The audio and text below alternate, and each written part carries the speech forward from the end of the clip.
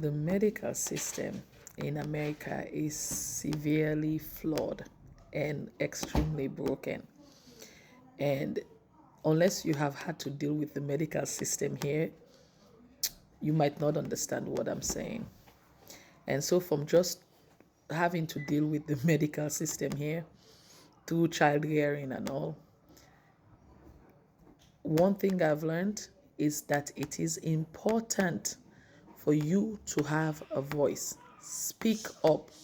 Do not let anyone make your concerns or the way you're feeling to be invalid, because nobody is in your body, so they don't know how you are truly feeling.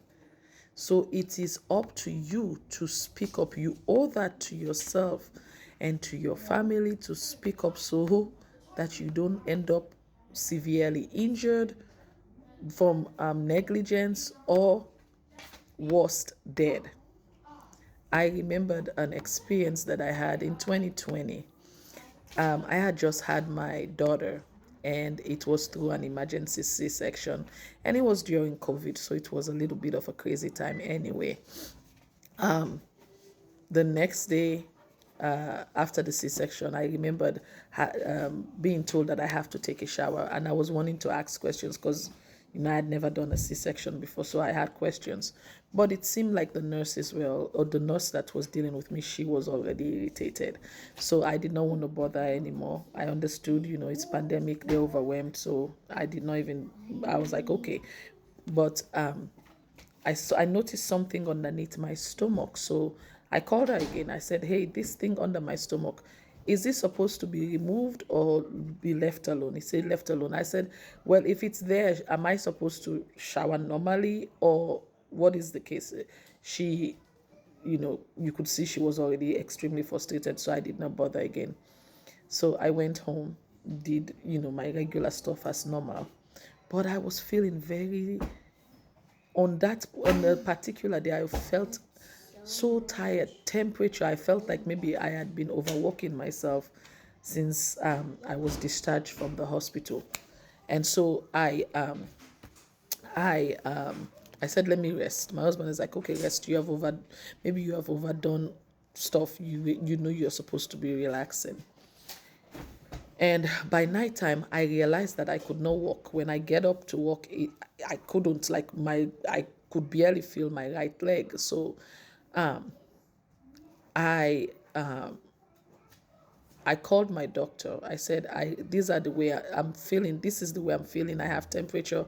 I said, and then when I lift my stomach up and I was looking at it in the mirror, there's like extreme redness in the right side, in my lower right side. I said, so is that normal? So she said, come in the next day. I said, okay. But the way I was feeling, by midnight, I woke my husband up. I'm like, I'm going to have to call the ambulance. And he's like, no, no need for that. I'll take you in. I said, because if I wait till morning, I might not be here. And so we went. Immediately, they took my temperature. They were freaked out because my temperature was really high. And they took me to the back. They immediately asked me some questions. I told them I had just had a baby, and it was through C-section. And they did a COVID test, and the COVID test was negative. And they got a doctor. The doctor came in. She checked the area where I had explained to my doctor over the phone that I'm concerned about. And she immediately said that they are not discharging me. They are going to keep me there because it's serious and it's sepsis. And the next thing I know is that I was being bombarded with antibiotics. Like, if you came into the hospital room that I was in, it smelled, it reeked of antibiotics. Like, for the longest time, my smell, my sense of smell was very sensitive towards antibiotics because that was a lot of antibiotics. And then things were not improving. So she had told me that they are going to have to reach out to a specialist in another state that could come in and see me because they need to figure out what is going on. And then luckily there was another specialist, I believe she came from DC, she checked me out. and everything. So they continuously gave me treatment, continuously added to the treatment. It took God to get me out of that place.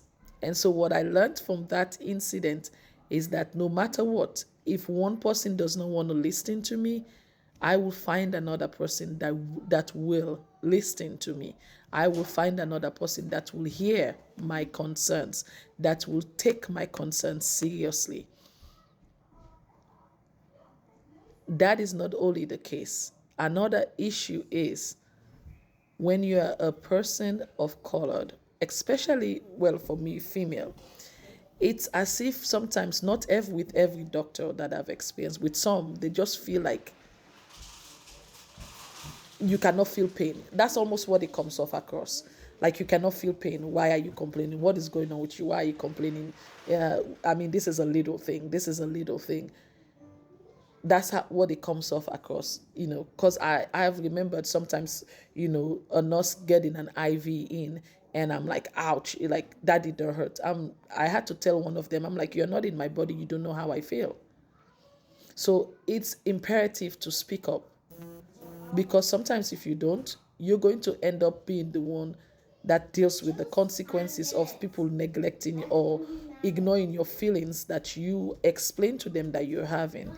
So in this medical system, it's very important to speak up. And if one person does not listen to you, always find another person that will listen, that will care enough to do their due diligence.